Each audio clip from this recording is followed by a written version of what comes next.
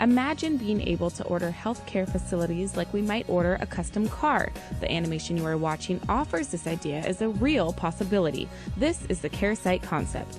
The facility, once ordered, is manufactured as a kit of standardized parts and shipped to the site in shipping containers.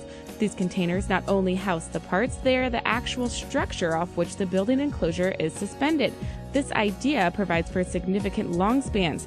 That's space that is not blocked by columns for 80 feet in any direction.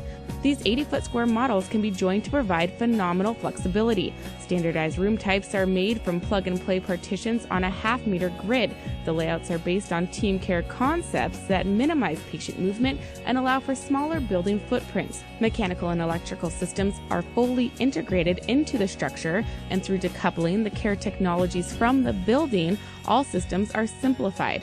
These ideas provide for permanent facilities that are quick to market, easily changeable, expandable, and much less costly than traditional healthcare buildings.